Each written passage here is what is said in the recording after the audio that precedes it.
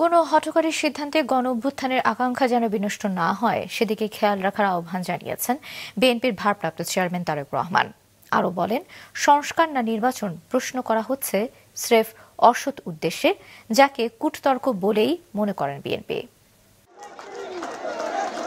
বাংলাদেশ জাতীয়তাবাদী ছাত্র দলের ৪৬তম প্রতিষ্ঠা বার্ষিকীর সকালে বিএনপির প্রতিষ্ঠাতা ও সাবেক রাষ্ট্রপতি জিয়াউর রহমানের সমাধিতে শ্রদ্ধা নিবেদন করেন নেতাকর্মীরা।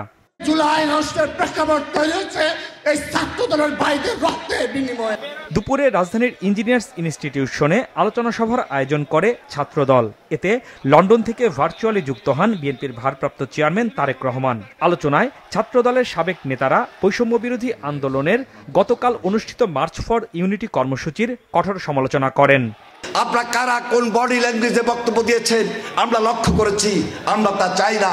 আমরা চাই না আমাদের ছোট ভাইদের কথার মধ্যে হাসিনা প্রেতাত্ম ভর করুক। বিএনপি মহাসচিব বলেন, সংস্কারের নামে গণতন্ত্র ক্ষতিগ্রস্ত হোক তা চান না তারা।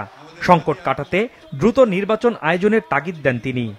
যে রাজনৈতিক পরিস্থিতি, যে সংকট সৃষ্টি হয়েছে, এই সংকট একমাত্র সমাধান হতে পারে একটা সকলের কাছে গ্রহণযোগ্য নির্বাচনের মধ্যে দিয়ে।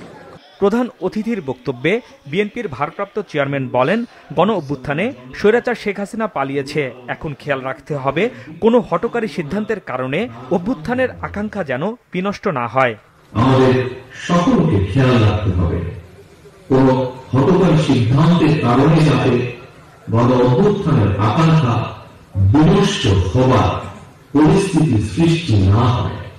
এই ব্যাপারে ছাত্র দলের প্রতিটি নেতাকর্মীকে সতর্ক এবং সজাগ থাকতে হবে।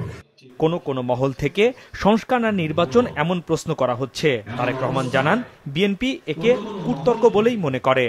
সংস্কার নাকি নির্বাচন এই ধরনের জিজ্ঞাসাকে বিএনপি বাংলাদেশ জাতীয়তাবাদী দল তথা দেশপ্রেমের সকল মানুষ, সকল রাজনৈতিক দল স্রেফ অসৎ উদ্দেশ্য প্রণীত কূটতর্ক বলে বিবেচনা করে।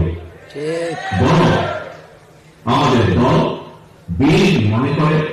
বিএনপি বহুমতের চর্চায় বিশ্বাসী উল্লেখ করে তারেক রহমান ধৈর্য না হারিয়ে সবাইকে নির্বাচনের প্রস্তুতি নেওয়ার আহ্বান জানান।